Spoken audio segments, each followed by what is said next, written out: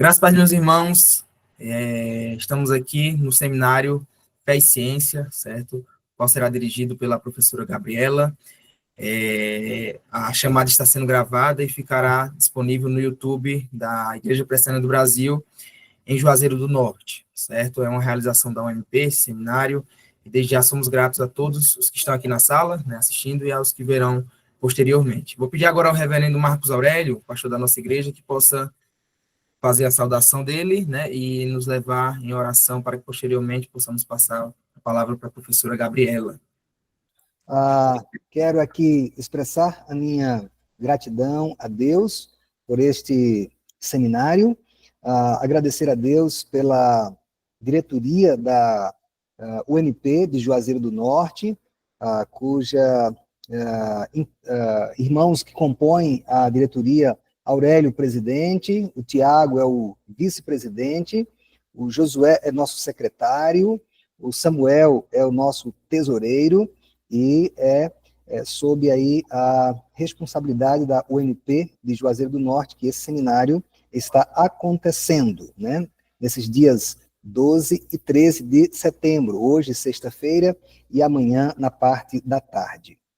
Essa programação tem apoio da Secretaria Presbiterial do Presbitério Sul do Ceará, na pessoa do presbítero Humberto, da IPB Crato, e também da Secretaria Sinodal de UMPs representado pelo presbítero Douglas da primeira IPB de Iguatu.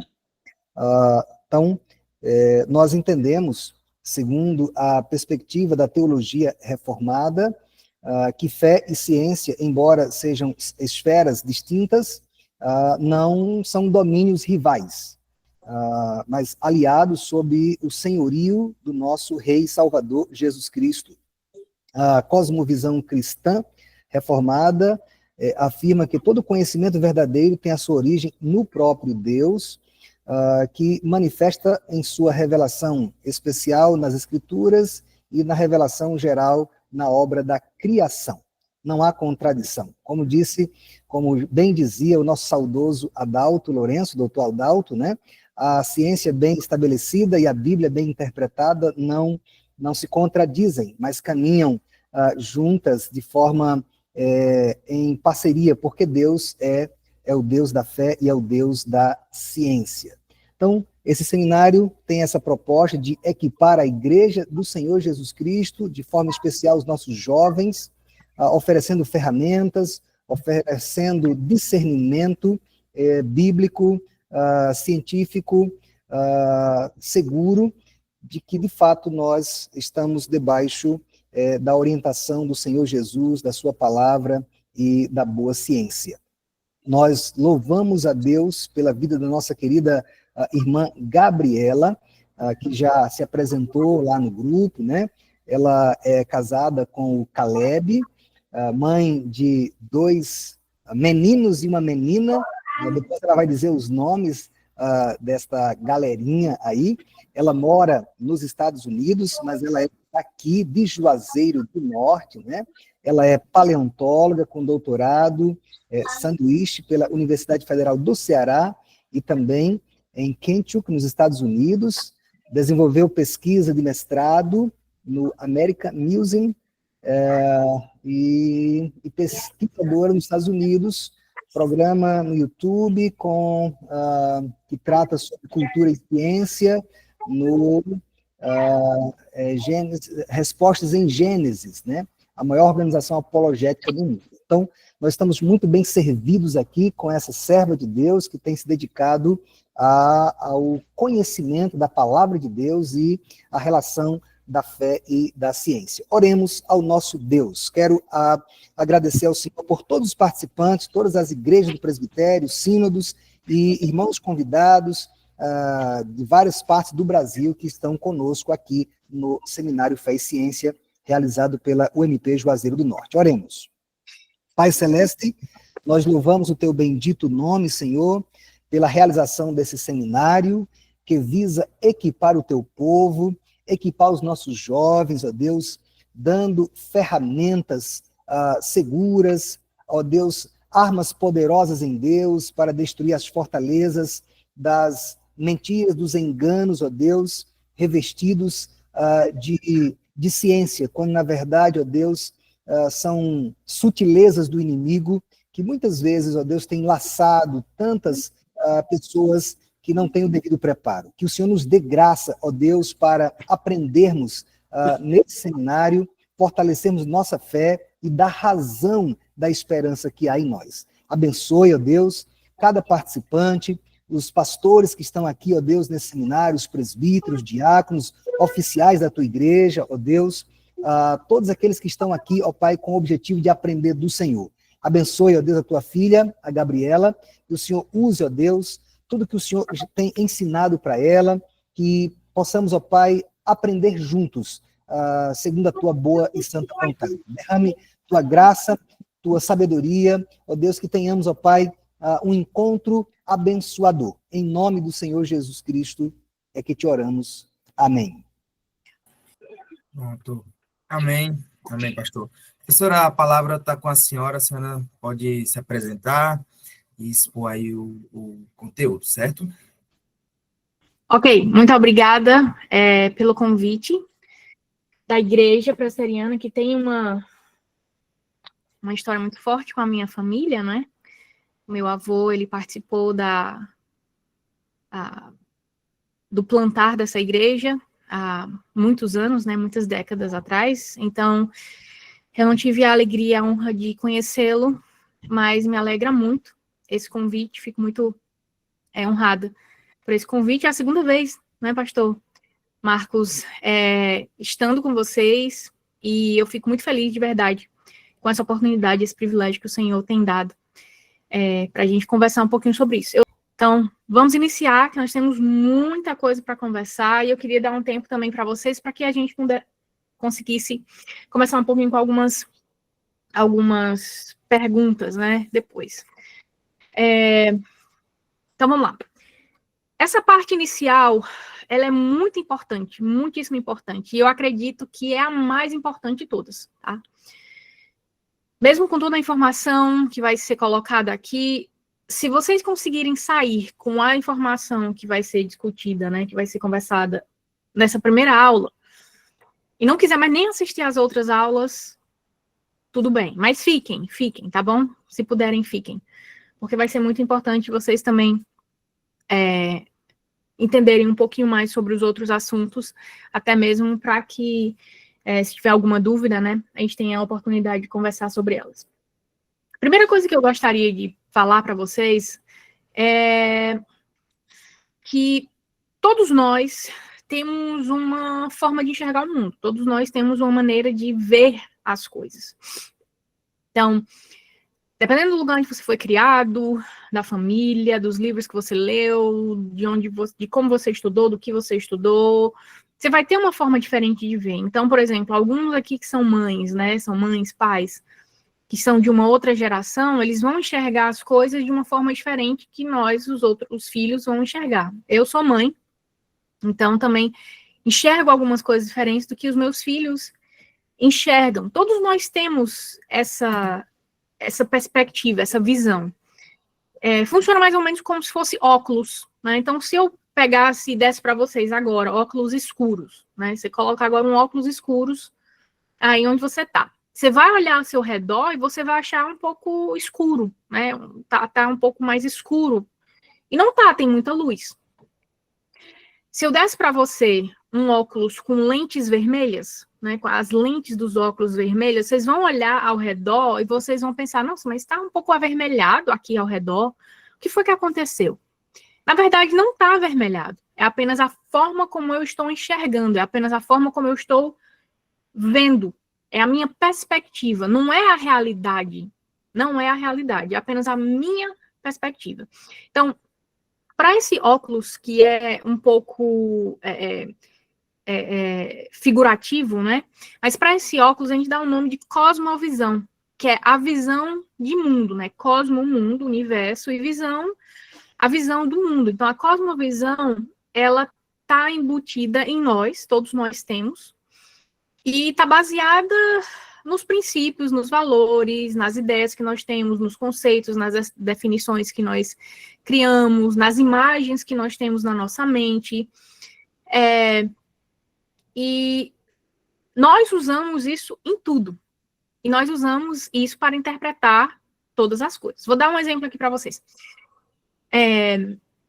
A gente sabe que sorvete no Brasil é muito caro, né? Vocês sabem, sorvete é muito caro, né? Eu nem sei quanto é que tá o preço aí, se alguém souber quanto é que tá o preço do sorvete aí no supermercado, coloca aí no chat. Mas eu sei, a última vez que eu fui no Brasil, o sorvete estava muito caro, e obviamente morei aí, né, muitos anos, então eu sei bem que é bem caro o sorvete. Então, o que acontece? Normalmente a gente compartilha, né? Quando a gente tem alguma coisa, a gente compartilha. Eu tenho um sorvete, comprei um sorvete para alguém, eu tô numa lanchonete e tô com um sorvete, então o que é que eu faço? Eu pergunto à pessoa, você gostaria de um pouco? Né? Isso é normal, isso é comum. Os nossos pais nos ensinam isso, então a gente sempre faz isso, a gente oferece. Então, eu tive uma situação em que alguns americanos foram lá para Juazeiro, né? E eles queriam tomar sorvete, a gente foi tomar sorvete. Quando a gente foi tomar sorvete, obviamente, boa parte dos outros brasileiros estavam sem dinheiro para comprar sorvete e a gente não comprou sorvete. Eles compraram os sorvetes e começaram a comer o sorvete. Não ofereceram, né? Porque é a primeira coisa que a gente faz, né? A gente pega o sorvete e a gente oferece. Você gostaria? Porque é um pedaço. Eles não ofereceram sorvete. De um lado, ficamos nós, brasileiros, pensando assim, nossa, mas esses americanos são tão mal educados. Então aí todo mundo tomando sorvete, ninguém oferece sorvete, que coisa feia, né? Que falta de tato, né? De trato. E do outro lado ficou o grupo americano falando assim, nossa, esses brasileiros são muito estranhos. Olha o calor que tá aqui. E eles nem estão tomando sorvete. A gente saiu para tomar sorvete, não tá ninguém tomando sorvete.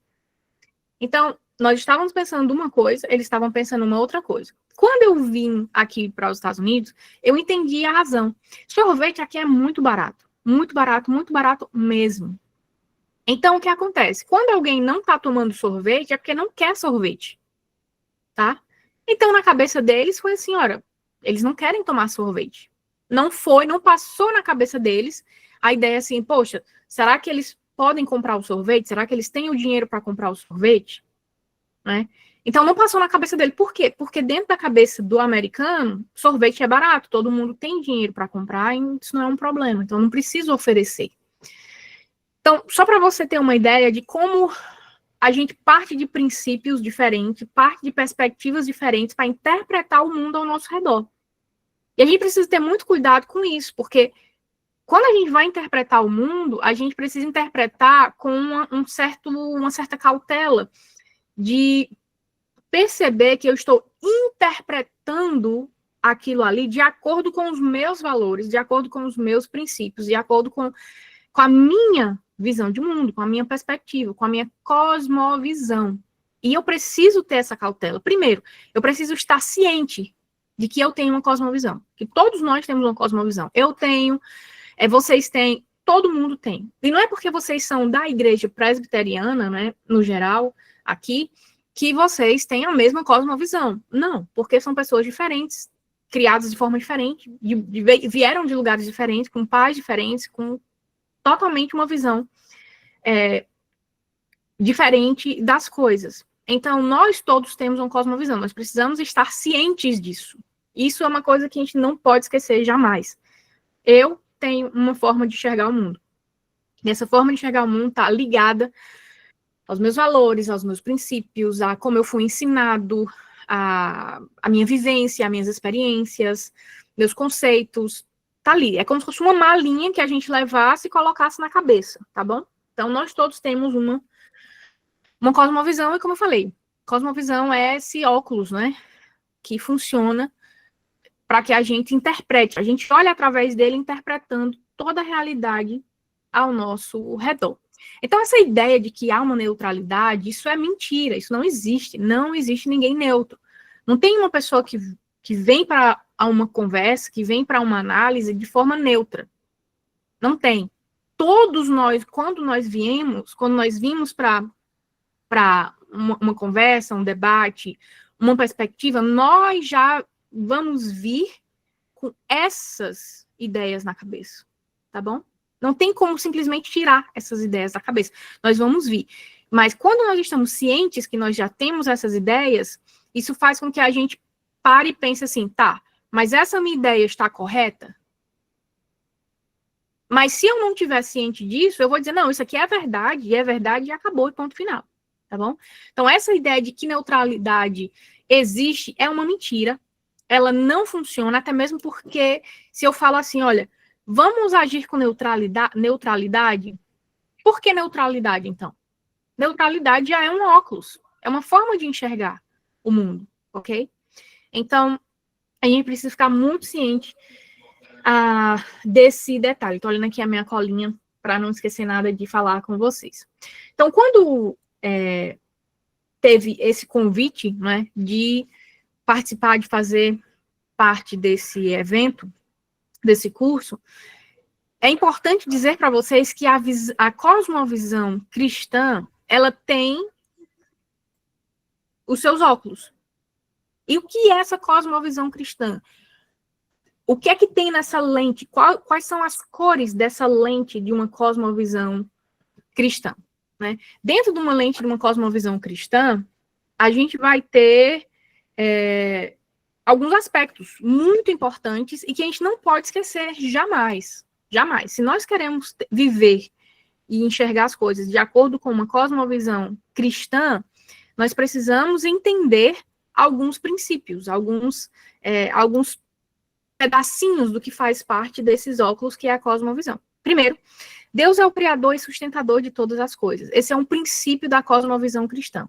Não tem como você ter uma cosmovisão cristã não acreditando que Deus é o criador, ele é o sustentador de todas as coisas, e por isso ele tem os seus planos, que são perfeitos, e ele ainda governa. Ele governa sobre todas as coisas, tá bom? Esse é o primeiro ponto, muito importante. A criação de Deus, ela é boa e ela é ordenada. Não há caos, não há calamidade, não há trevas, não há sombra, tá bom?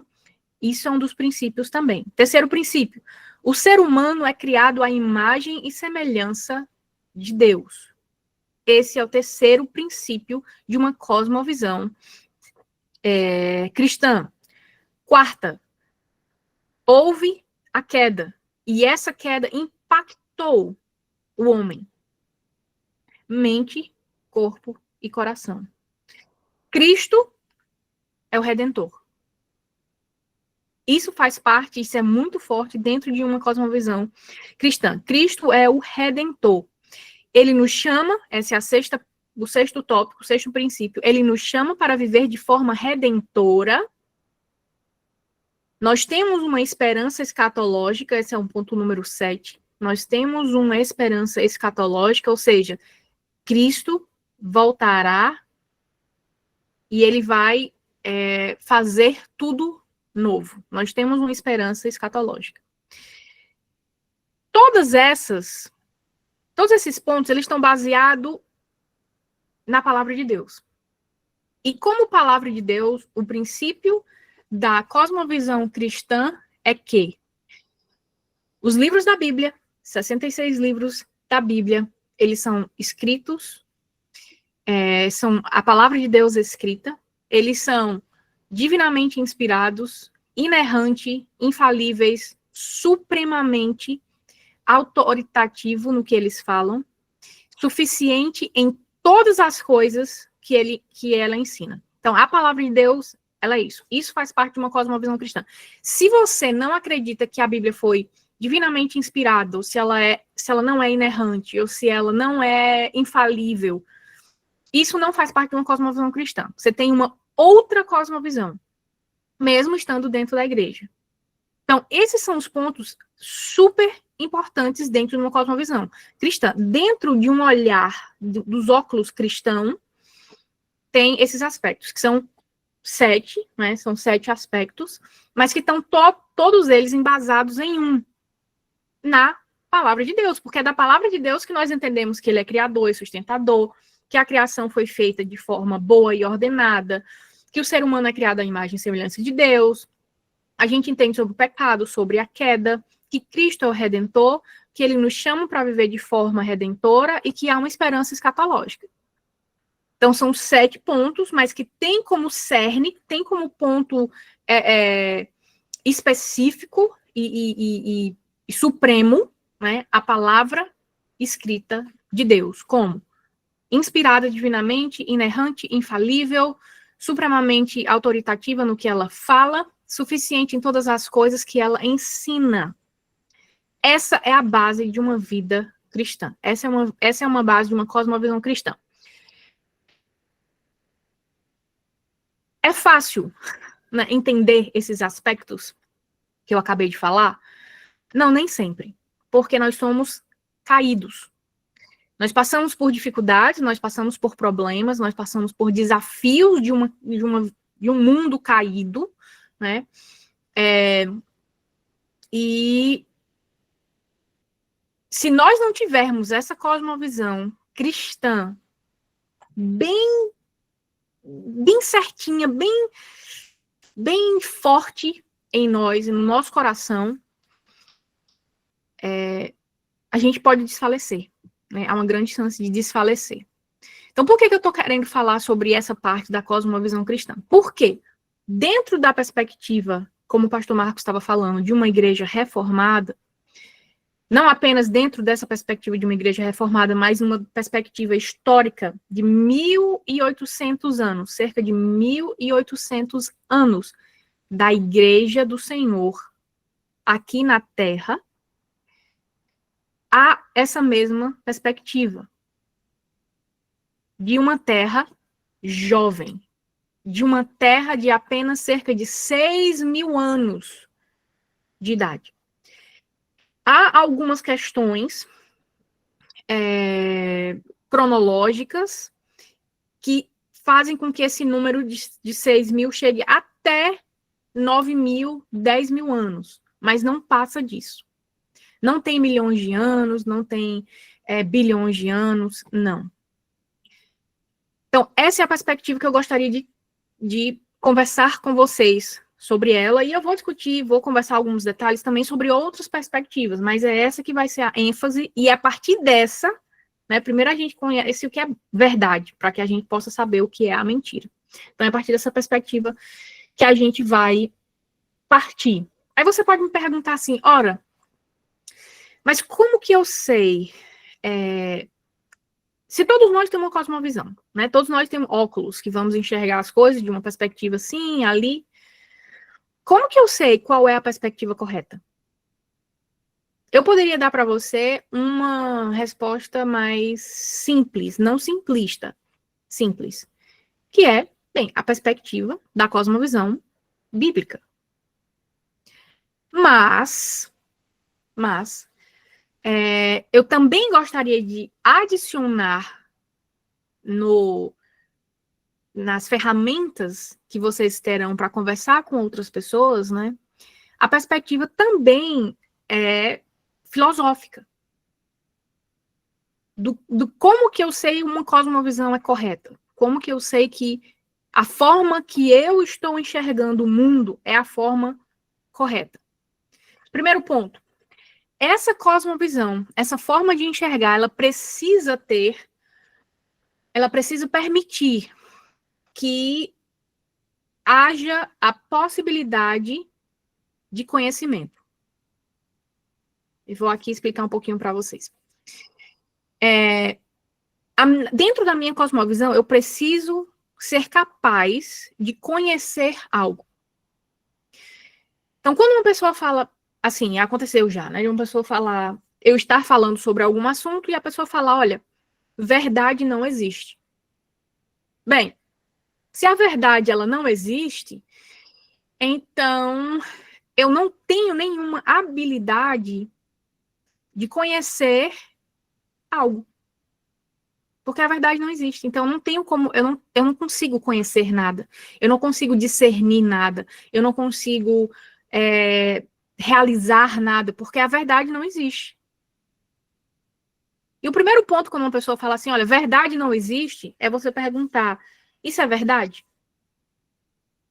Ora, deixou a pessoa agora num ponto difícil, né? Então, é importante que a gente entenda que para ter uma cosmovisão, que é uma cosmovisão correta, uma forma de enxergar o mundo de forma correta, eu preciso ter isso. Eu preciso ter condições de conhecer algo. Eu preciso ter condições de saber que as coisas são o que elas são. Eu preciso entender que eu estou falando com vocês e vocês estão entendendo o que eu estou falando. E que não é que eu estou falando com vocês e vocês estão entendendo assim. Aurélio vai lá na padaria e compra uma cabeça de boi. Não, quando eu falo, eu entendo, eu sei que vocês estão entendendo o que eu estou falando. Então, eu percebo que há uma outra mente, além de mim, que consegue analisar e entender as que eu falo. Então, o princípio são as pré-condições de inteligibilidade. O que são as pré-condições de inteligibilidade? São condições que eu preciso aceitar como verdadeira para que eu possa saber algo. Então, eu preciso aceitar como verdadeiro que a minha memória funciona. Porque, do contrário, eu não sei quem eu sou. Eu não sei quem meus pais são. Eu não sei quem meu marido é. Eu preciso aceitar que a minha memória funciona. E é uma coisa que a gente não para pensar. Um outro aspecto é sentar na cadeira. Quem de vocês, antes de sentar na cadeira, parou para pensar assim, será que quando eu sentar nessa cadeira, eu vou sentar ou eu vou flutuar? Ninguém parou para pensar nisso. A gente aceita como verdade que eu vou me sentar e meu corpo vai para aquele lugar, para aquela cadeira, para aquele sofá, para aquela cama. A gente não para pensar nessas coisas. Porém, dentro de um mundo caótico, que é o mundo dentro de uma visão não bíblica, dentro do mundo científico da evolução, tudo é um caos. As coisas mudam. Então, como elas mudam, é tudo instável, é tudo fora de um padrão. Não existe uma ordem, não existe um padrão, não existe uma intenção. Então, eu sentei ontem na cadeira, mas isso não me garante que amanhã eu vou sentar numa cadeira. Vou conseguir sentar numa cadeira. Pode ser que eu me coloque para sentar numa cadeira e eu não consiga sentar. E eu vá para o oposto, vá flutuar. Então, dentro de uma visão evolucionista, caótica, desordenada, onde todas as coisas mudam a todo momento, não há uma estabilidade, não há uma uniformidade da natureza. Então, eu, como cientista, eu não consigo nem fazer pesquisa. Por quê? Ora, eu sei que se eu colocar um certo elemento, uma substância química no fóssil, como paleontóloga, eu sei que vai fazer com que aquele fóssil fique pronto para que eu consiga manipular. Ok? Porém, se amanhã eu colocar novamente, eu sei e eu entendo que a mesma coisa vai acontecer. Por quê? Porque eu entendo que há uma uniformidade na natureza. Que o que aconteceu ontem vai acontecer amanhã e que vai acontecer depois da amanhã. Ninguém acorda pensando se o sol vai vir ou não. Será que vem o sol hoje?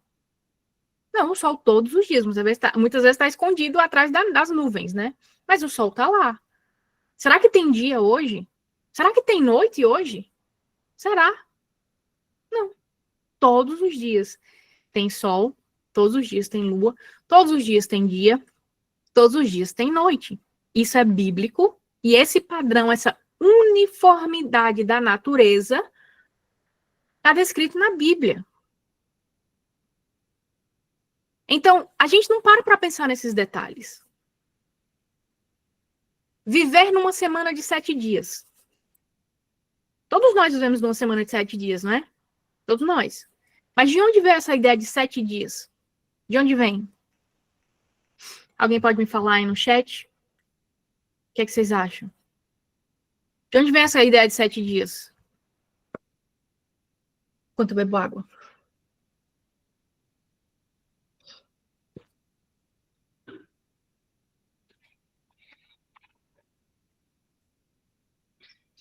Da Bíblia, da criação. E mesmo assim, as pessoas vivem, pessoas que não conhecem a Deus, vivem numa semana de 7 dias, proclamando que Deus não existe. De onde vem essa ideia de casamento? Um homem e uma mulher. De onde vem? Por quê? Se você for de volta lá na história, de onde vem? Quem criou o casamento? Algum homem, algum rei criou o casamento? Não. Isso é algo que já veio, que faz parte da realidade, da estrutura da vida, certo? Então, a gente precisa parar para pensar de que há princípios que nós vivemos, o princípio do casamento, o princípio de uma semana de 7 dias, nenhuma cultura no mundo, quando você vai estudar as culturas e o tempo, por exemplo, diferentes anos, etc., nenhuma cultura no mundo criou uma semana de 7 dias. Não teve uma cultura, os babilônicos, né?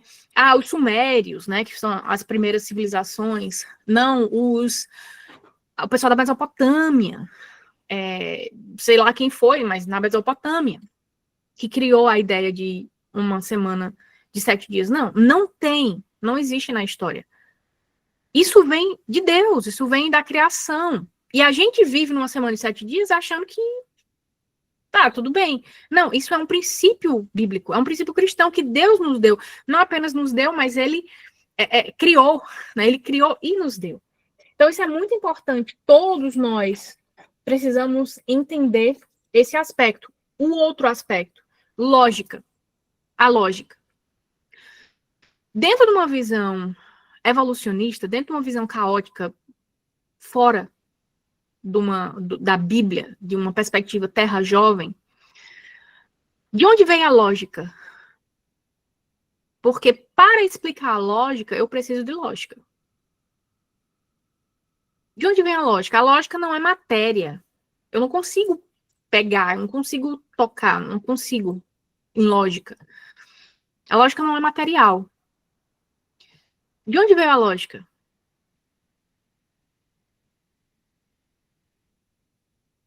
Eu preciso ter lógica para poder explicar, né?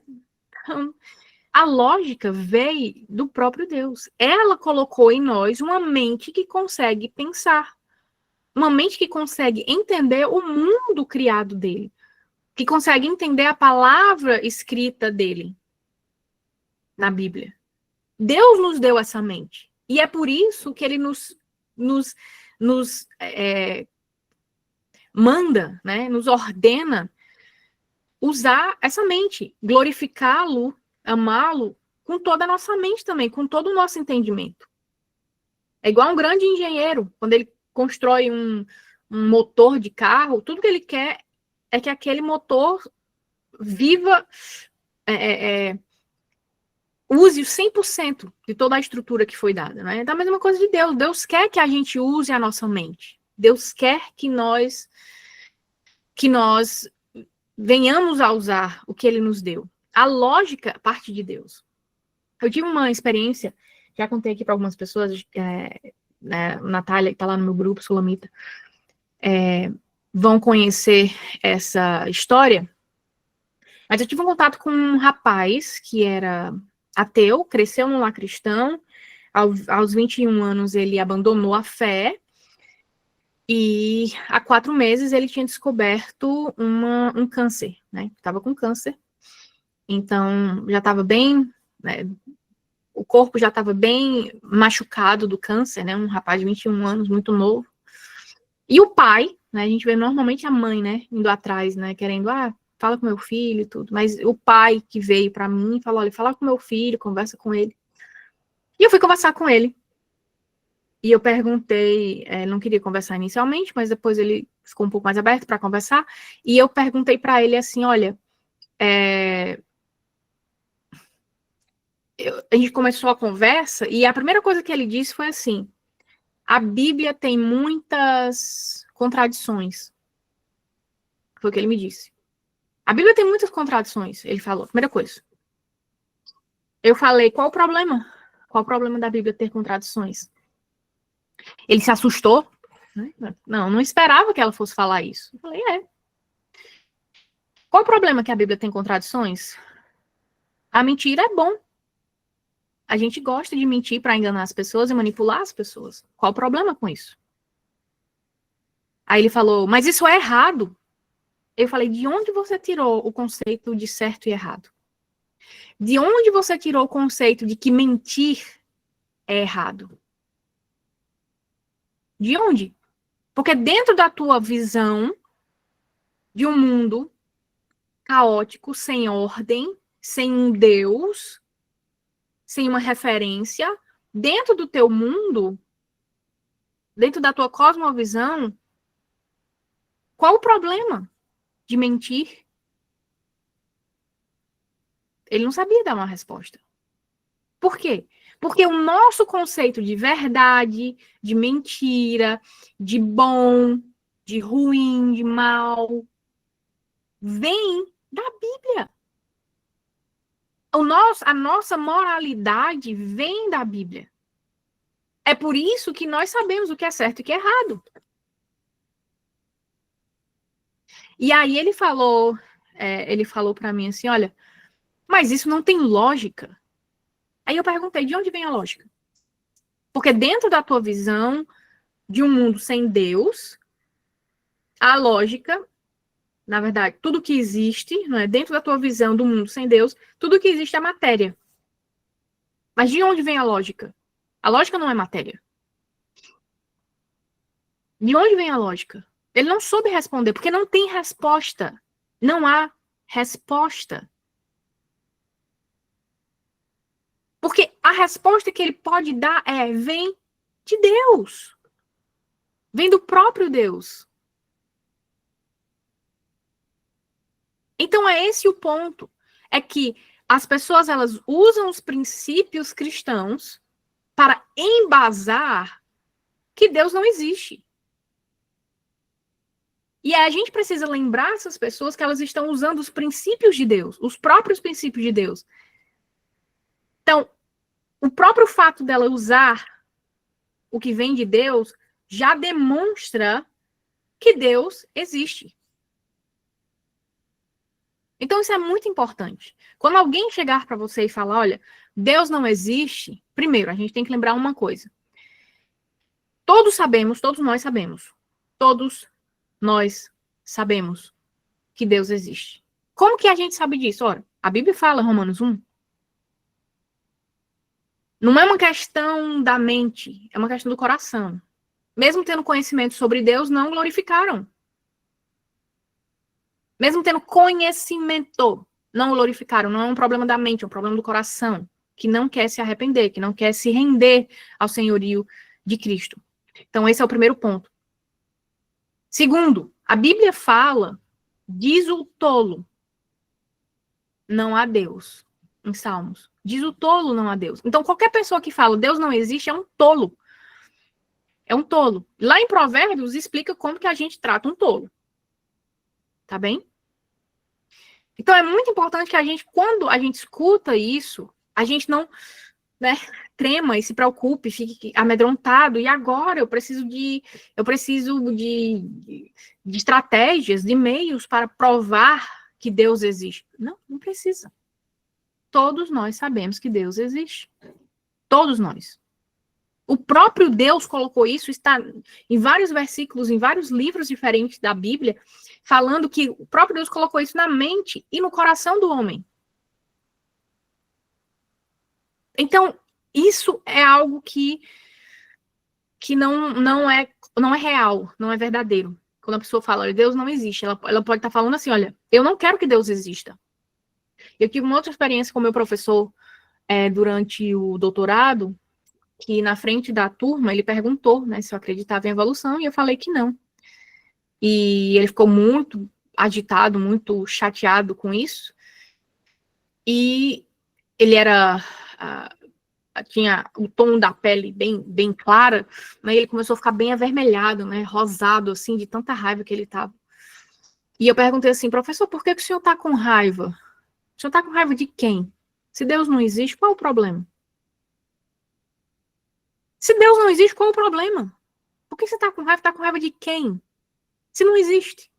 Se Deus não existe, está com raiva do quê? De quê? De quem? Do quê? Não faz sentido, gente. Eles sabem que sim, que Deus existe. Mas eles sufocam essa verdade. Porque eles não querem se render ao senhorio de Cristo. É por isso que a nossa conversa precisa ser com gentileza, com graça e muita oração. Muita oração. Porque quando eu falei com esse rapaz, né, por um tempo, respondi algumas, né, perguntas que ele tinha, combati algumas dessas ideias que ele tinha, e eu falei para ele, olha, no final, eu falei assim, olha, tudo isso que eu acabei de falar para você, tudo isso é em vão. Tudo isso é em vão, sabe por quê? Porque tudo isso é um sintoma de alguém que precisa se render ao senhorio de Cristo. Sabe o que ele disse para mim? É verdade. É verdade. Eu não tenho me rendido ao senhorio de Cristo, foi o que ele disse. Então, na verdade, o ponto principal é a alma, é o coração das pessoas. E com o coração das pessoas é o Espírito Santo que trabalha. Porque a gente precisa ter, sim, ferramentas, né, para responder, para dar respostas, para tratar, né, abraçar as pessoas e trazê-las para perto da gente. É claro, é óbvio que a gente precisa fazer isso. Mas a gente precisa entender o cerne do problema, tá bom? Para que a gente entenda que não sou eu que ajo, não é a força do meu braço, não é a minha mente. Não, é o Espírito Santo trabalhando na vida daquela pessoa. Da vida daquela pessoa. Aí você me pergunta assim, olha, quais são essas ideias vigentes hoje, né? O que tem hoje no mundo aí, né? Então, não sei quantos estão na faculdade agora e que podem, né, comentar alguma coisa sobre isso, de quais são essas ideias vigentes. Eu tenho aqui algumas delas, né? Por exemplo, o humanismo. O humanismo, o homem tá no centro. O homem está ali para dizer o que é certo, o que é errado, para dizer o que é verdade, o que não é. Então, o homem que está no centro da discussão, não é Deus. Tem o naturalismo, onde tudo que existe é natureza, é matéria, é energia. Deus não existe um propósito, não existe intenção nas coisas que acontecem. Essa é uma visão naturalista do mundo. E uma visão cientificista, onde tudo é ciência. Eu preciso provar o que é ciência, eu preciso... e quais são as provas científicas que falam sobre isso, né? E eu acho isso tão tolo, porque essas ideias cientificistas, né, da ciência, elas são novas, elas têm o quê? Talvez 200 anos. Então, olha o tanto de tempo, olha o tanto de séculos que nós temos de conhecimento que agora precisam passar pelo crivo cientificista. Então, isso é bem bobo, né? Em que dizer, olha, quais são as provas? Me dê as provas científicas. Ah, gente, pelo amor de Deus. Muita coisa não consegue ser provado num laboratório. O próprio cientificismo não consegue ser provado em um laboratório. O próprio empirismo, a própria ideia de conhecimento vem do que eu consigo observar. O que é o conhecimento? É um conceito, eu não consigo observar conhecimento. Então, o próprio empirismo não pode ser observado. O próprio conhecimento não pode ser observado, porque o conhecimento não é algo material. É um conceito, é uma definição. Então, essas são as ideias que estão aí por fora, enganando, destruindo a mente de tantos e tantas pessoas, tantos e tantos jovens que têm abandonado a palavra de Deus. O outro ponto que eu gostaria também de tratar com vocês é sobre ciência. Qual é o que significa a palavra ciência? O que significa a palavra ciência? A palavra ciência significa conhecimento, ok? Conhecimento. E tem dois tipos de conhecimentos. Tem o conhecimento histórico. Esse conhecimento histórico eu não tenho acesso mais, está no passado, eu não tenho mais como tocá-lo, não tenho mais como analisá-lo, né? Eu só tenho como inferir esse conhecimento histórico. Eu tenho como... eu tenho algumas técnicas, né? Dentro da história, de métodos que eu posso utilizar para conhecer o que aconteceu. Mas está sempre dentro de uma perspectiva de inferência, porque eu não estava lá. Eu não vi. Então, eu estou contando com a ideia, eu estou contando com a testemunha que estava lá. Então, se, por exemplo, quando a minha mãe conta, né, da história da presbiteriana, quando foi plantada, né, de que houve uma perseguição muito grande, ela está contando a perspectiva dela. Eu não estava lá, eu não vi isso acontecer, né? Então, eu acredito na testemunha, porque é minha mãe. Então, ela tem autoridade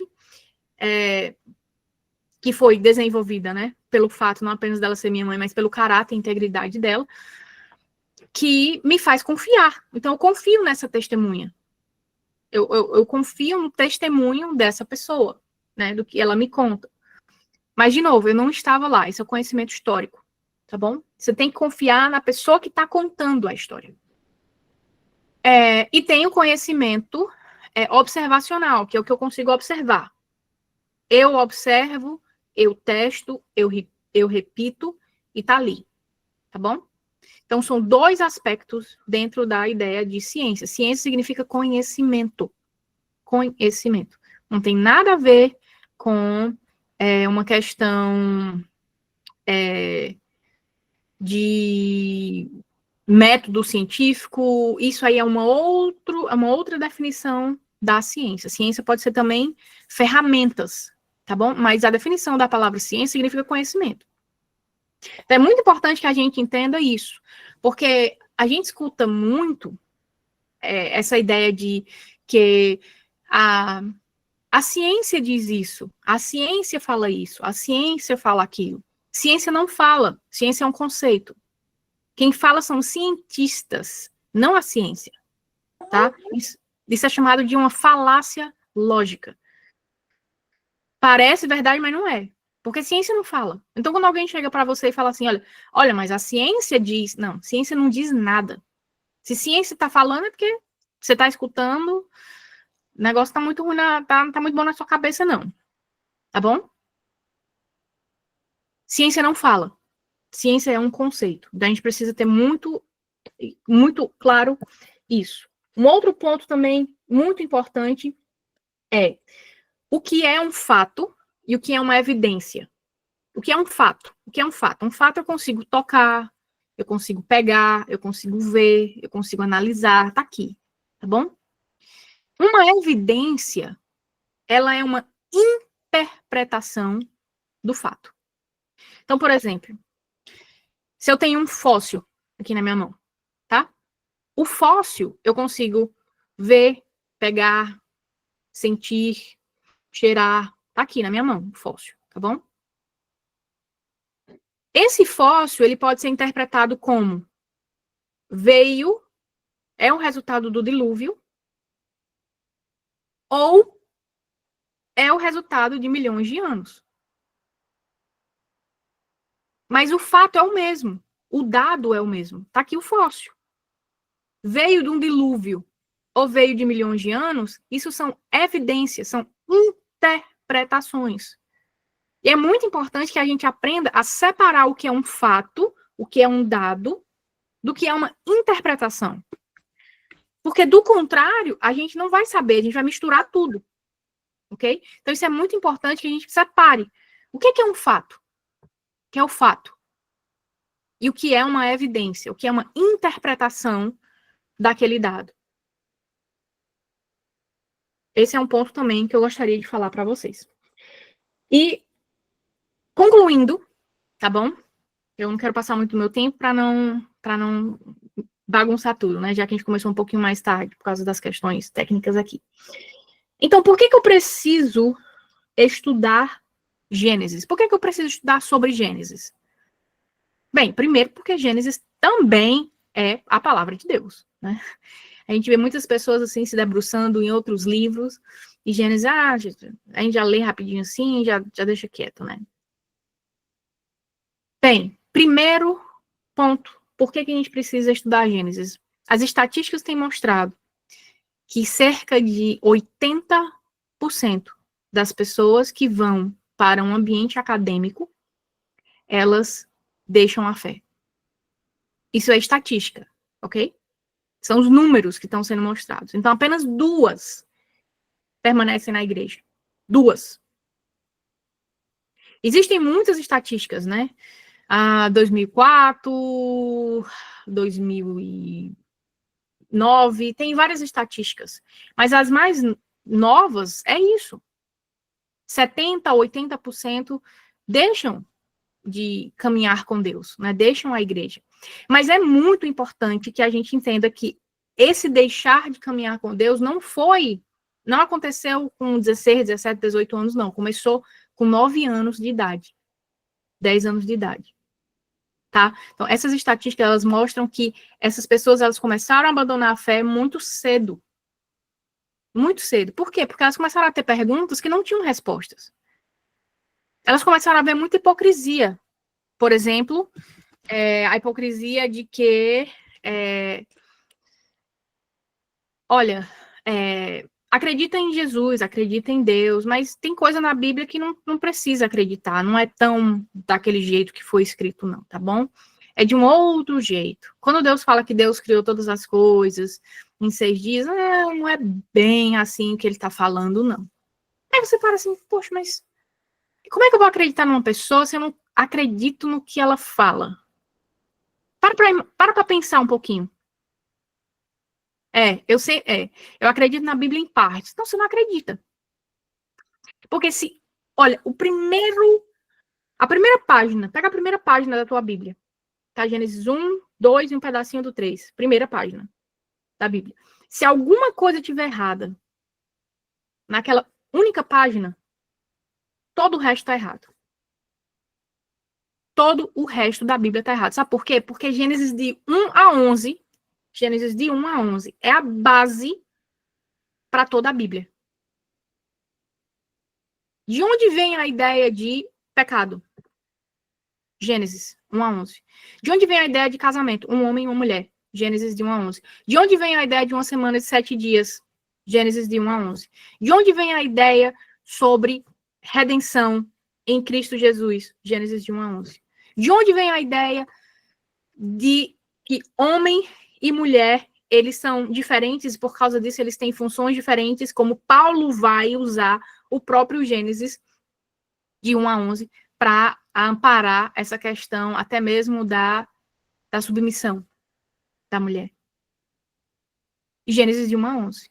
O próprio Jesus citou Gênesis de 1 a 11. Então, se Gênesis de 1 a 11 é um mito, é uma lenda, é figurado, né, parte figurativa, então tá tudo errado. Porque o próprio Jesus usou, Pedro usou, Paulo usou, muitos dos discípulos de Jesus usaram os textos lá de Gênesis de 1 a 11. Então, se o que está escrito em Gênesis de 1 a 11 não é histórico literal, o que Paulo escreveu também não é histórico literal. O que Pedro escreveu também não é histórico literal. O que Jesus falou também não é histórico literal. Aí deu ruim. Aí ficou ruim. Ficou ruim o negócio. Porque agora, quantos livros Pedro escreve? Quantos livros Paulo escreve? Quantos livros falam sobre Jesus? Aí você vai tirar isso da Bíblia? Arrancar? Ou você acredita em tudo na Bíblia, ou você não acredita em nada. Não tem meio termo.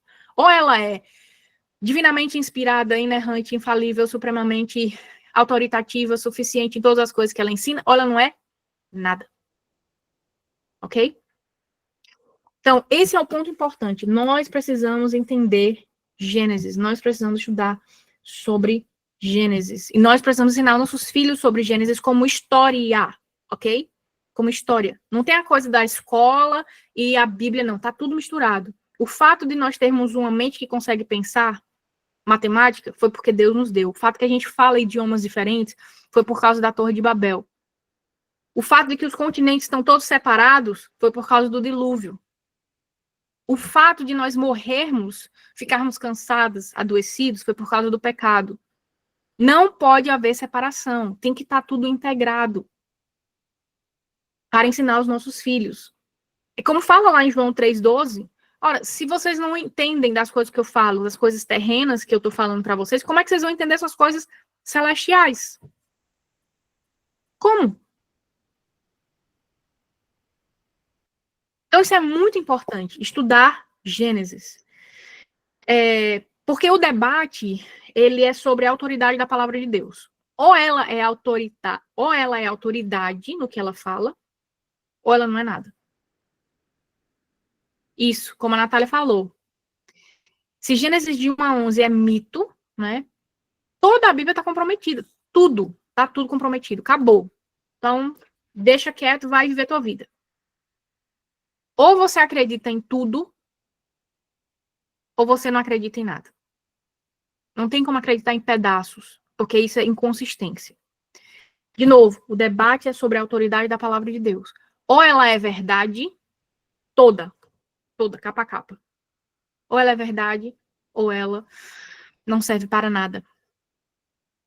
Então, isso é uma dura verdade que nós cristãos precisamos abraçar, estudar, entender, ensinar aos nossos filhos, porque sem essas verdades, nós vamos perecer, né? Então, quero concluir essa parte e passar agora para as perguntas. Excelente, professor, excelente essa primeira palestra, né, sobre a introdução à cosmovisão cristã. Peço aos irmãos que enviem as suas perguntas pelo grupo, certo? O pessoal ainda não enviou, professor, eu vou fazer logo a minha aqui. Eu não sei se você conhece o pastor Tarsus Licurgo, mas assim, ele tem uma interpretação, né, de que os dias, acho que se não me engano a palavra Yom em hebraico, né, pode ser interpretado como grandes eras. Aí eu gostaria de saber se essa visão dele ela pode ser válida para a interpretação das escrituras ou se ela compromete, né, a palavra de Deus. Ótima pergunta. Bem, pastor Tassos, ele, infelizmente, ele não tem colaborado muito com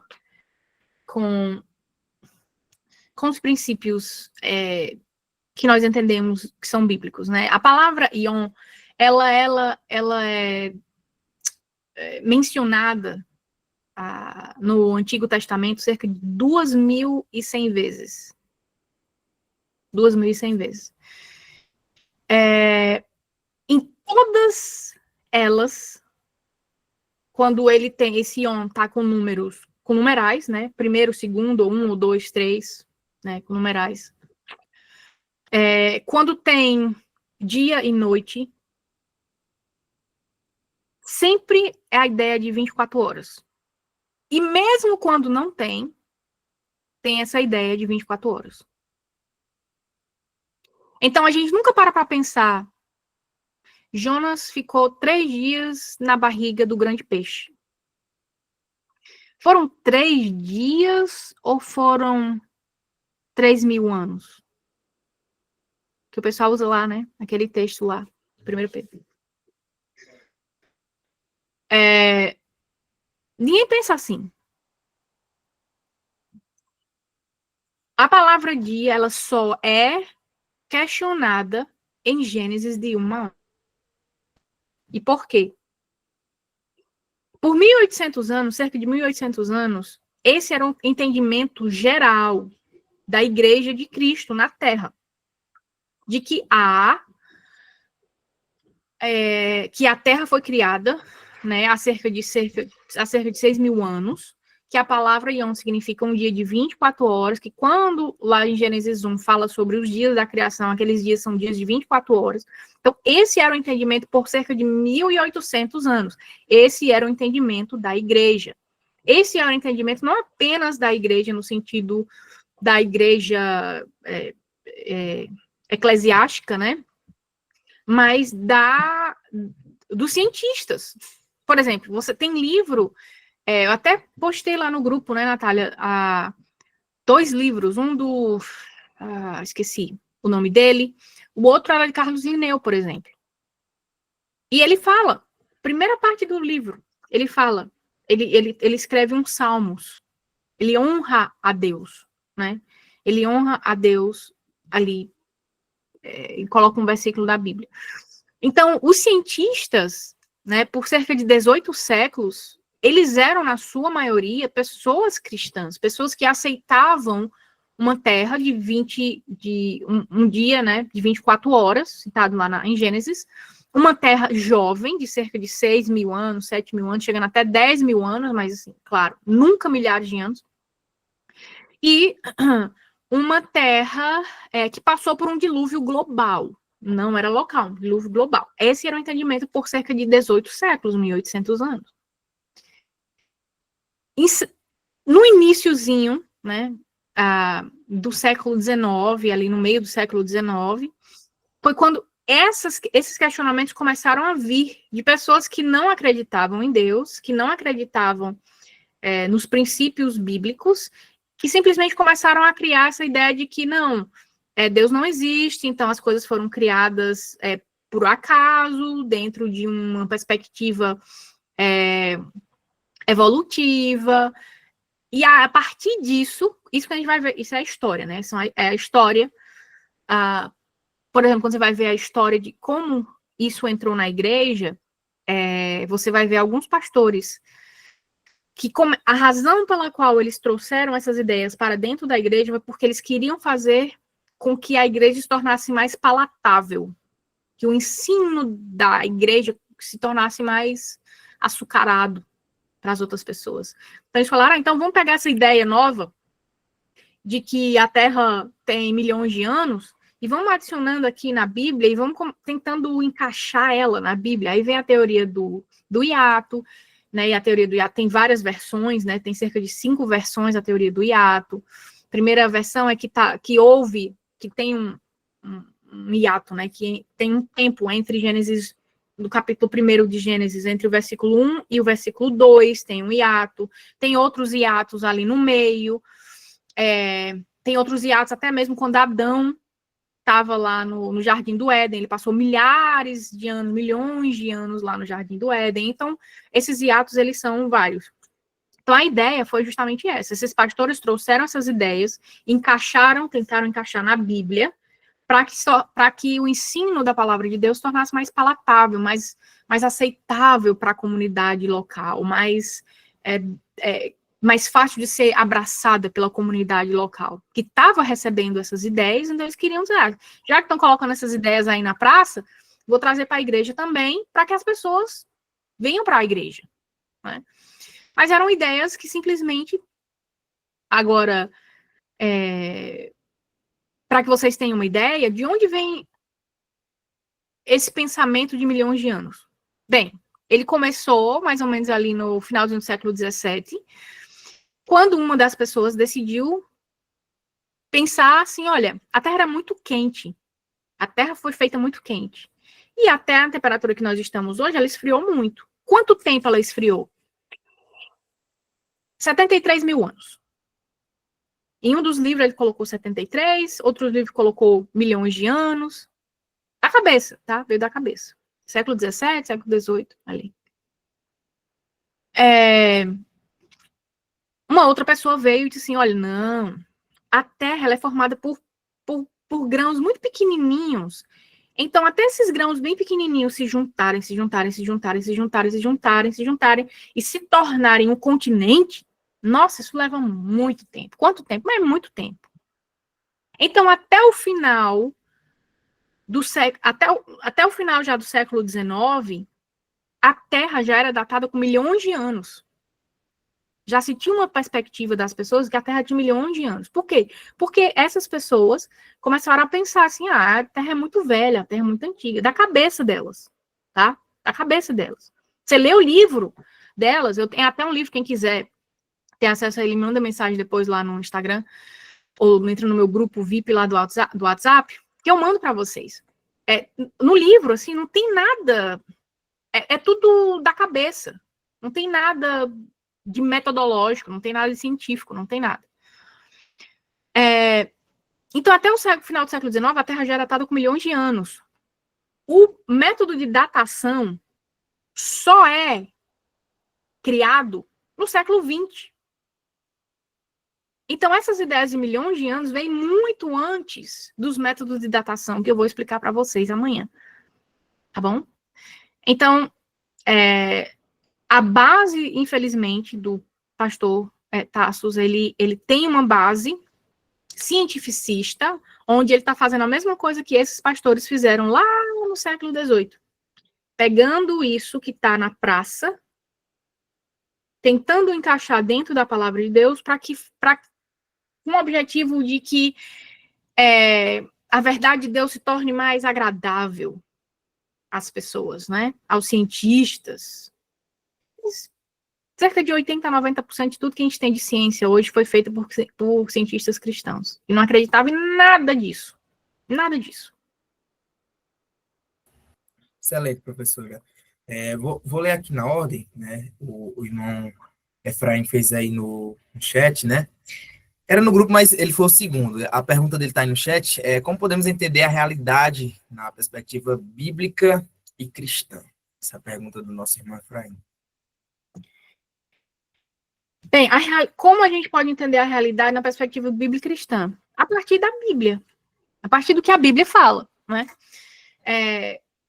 Todos nós somos pecadores, nós caímos, nós vemos o mundo caído, nós vamos passar, né? A não ser que Deus venha antes, mas nós vamos passar pela morte, nós vamos passar por perseguições, nós vamos passar por dificuldades. Nós não estamos aqui não é nossa casa, aqui é só por um tempo. Nós estamos aqui porque nós temos um chamado de Deus. No dia que Deus nos quiser de volta para casa, a gente vai ter que voltar para casa. O plano dele é bom, perfeito e agradável. A história dele é para glorificar. A história do mundo é para glorificar ele, não a mim, não os meus planos, não os meus desejos, não a minha agenda.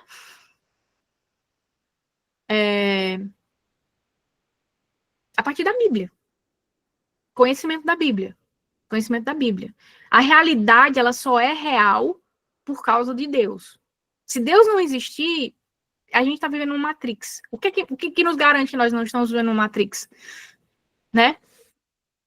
Não tem. Então, a gente só tem acesso à realidade porque nós temos acesso à palavra de Deus, porque Deus colocou em nós a lógica para entendermos a realidade, para enxergarmos a realidade como ela é, né? A partir dos óculos da palavra de Deus.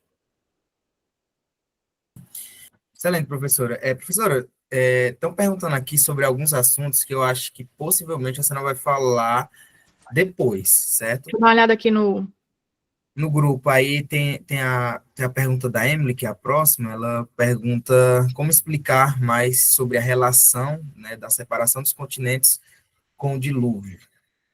Não, isso aí é para amanhã. Amanhã, não se preocupa, perde não, que tem amanhã. Show. Aí a Ivani, desculpa, mandou mensagem, né, dizendo que temos dificuldade para encontrar material bom para estudar, especialmente para dilúvio. A maioria fala de milhões de anos, né? Ela pede indicação de bom material para ela estudar história, especificamente história primitiva, né? Para ela aprender e também passar para o filho dela. Uhum. pediu um material, não sei se a senhora conhece aí. Entra no meu grupo do WhatsApp, manda uma mensagem para mim no Instagram, Hens, meu sobrenome que está aí, Hens Gabi. Lá no meu Instagram tem muito material que eu tenho, que eu posso passar. E lá no grupo, também no meu grupo do Instagram, tem mais de 500 pessoas lá no meu grupo do Instagram, no meu grupo do WhatsApp. A gente recebe, tem muitas recomendações, tem uma das pessoas no meu grupo que tem desenvolvido material também. Então, entra lá no grupo que a gente vai começar, que você vai começar a ter mais um pouquinho de acesso a alguns desses materiais. Não tem muito, tá? Não tem muito, mas já tem material. Então, tem o professor, esqueci agora o nome dele, mas ele tem o Instagram dele, Ensinando História. Ele fala sobre a questão histórica dentro de uma perspectiva criacionista Terra Jovem, tá? Entra lá no meu grupo do Instagram, manda mensagem no meu Instagram, que entra no grupo do meu WhatsApp, que lá tem muito material lá que você pode ter acesso e ter informação. Excelente. Professora, tem uma outra pergunta aqui, eu vou mandar aqui um link no chat. A pessoa perguntou se esse material aí, né, se a senhora indica, eu vou mandar aqui, caso a senhora não tenha o link, o pessoal não esteja no grupo, foi deixa eu ver aqui, meu Deus do céu, a Elionete, né, perguntou se você conhece esse livro aí, o Mistério dos Dinossauros, se considera bom para indicar para as mães instruírem os filhos pequenos. Eu preciso dar uma olhada nele, ok? Eu não sei se essa Norma aqui, se a Whitcomb, ela é a esposa do Henry. Então, eu preciso dar uma olhada no material. Excelente. O Dárcio aqui, o irmão Dárcio, perguntou, quando Deus disse haja luz e houve luz, o que era essa luz? Não, que luz era essa? Ele perguntou. Não sabemos. A Bíblia não fala sobre que luz era essa. Sabemos que não era o sol, porque o sol só é criado no 4º dia da criação.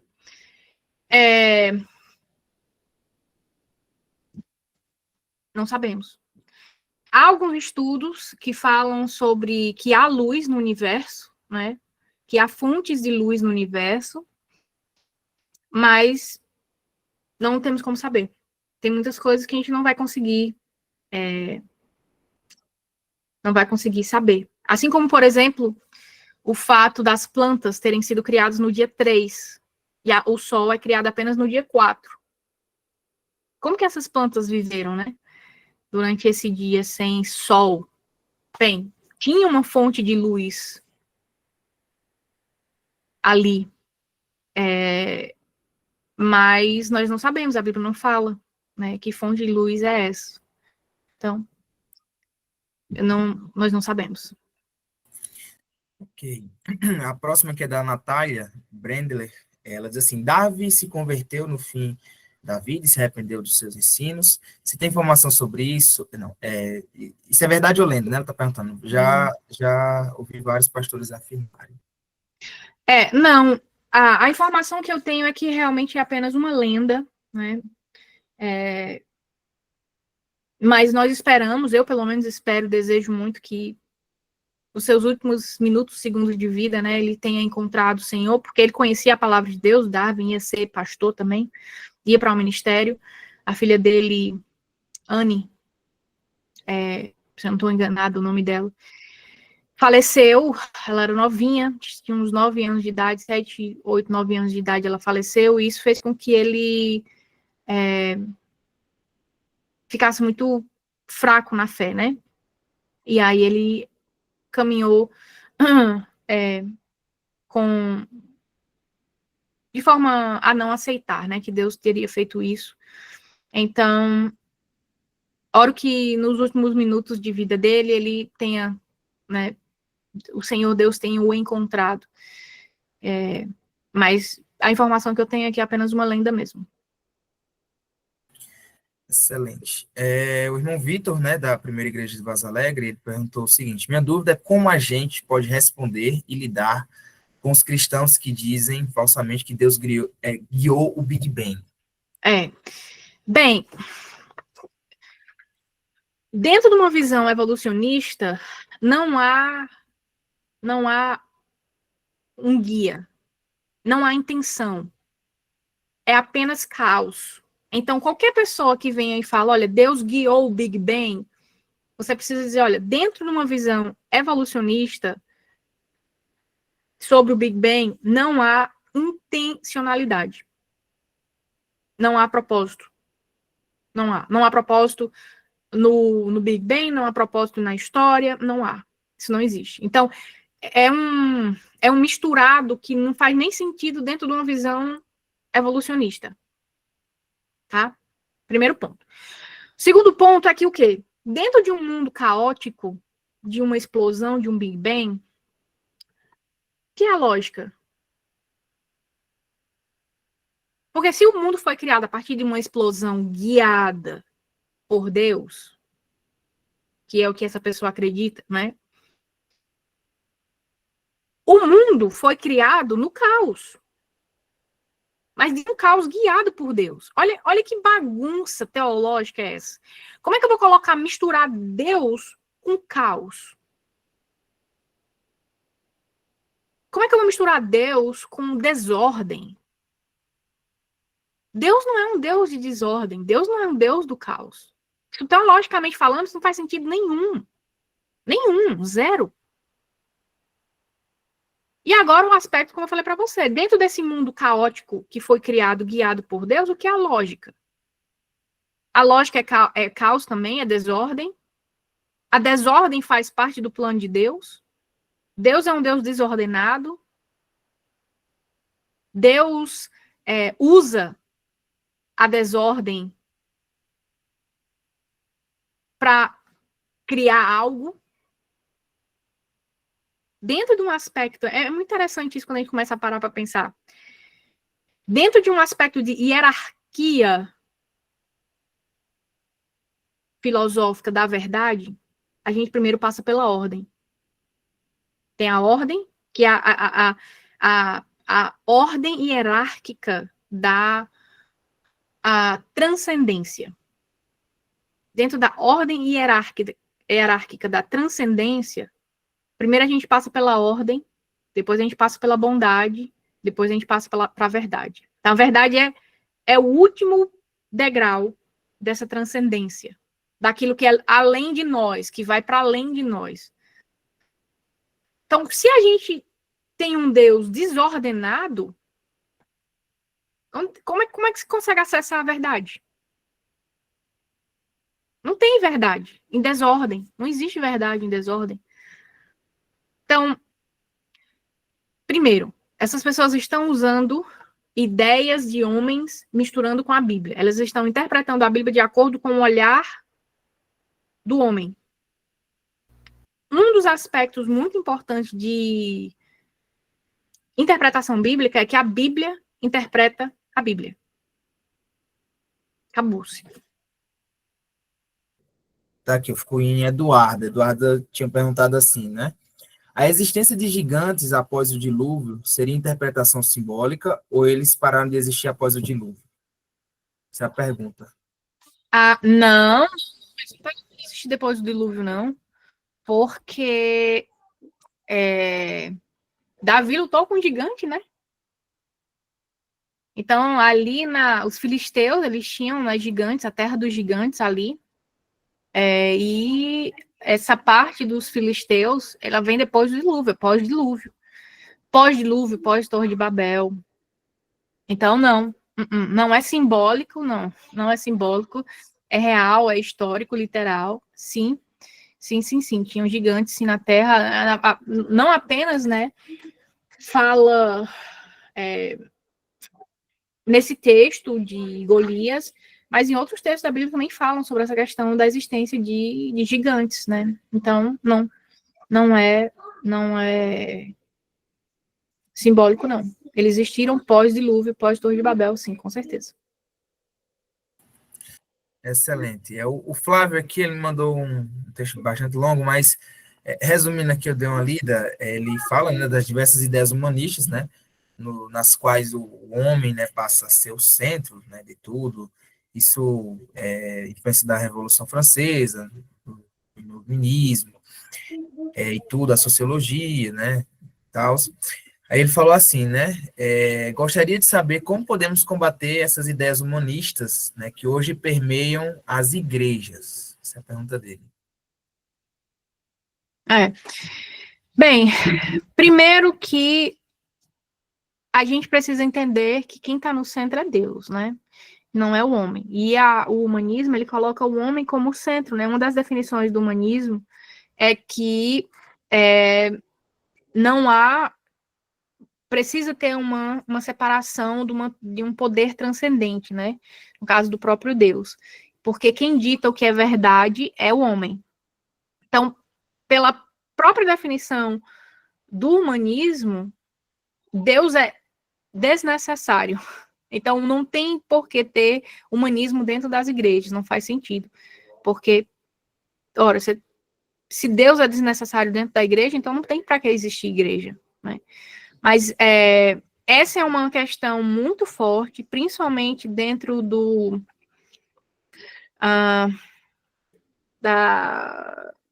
como que fala, meu Deus? Da teologia da libertação, da TL, teologia da libertação dentro da Igreja Católica. É um movimento muito forte humanista, socialista, que abraçou muito as igrejas, né, principalmente ali do norte e do nordeste do Brasil, e que eles propagam essas ideias, né? E essas ideias são definitivamente muito danosas, são muito perigosas, porque quando você traz a ideia humanista de que o homem que diz o que é verdade, então não há necessidade mais de igreja, porque a própria definição de igreja é que ela é o baluarte da verdade, né? Então, a verdade é Cristo.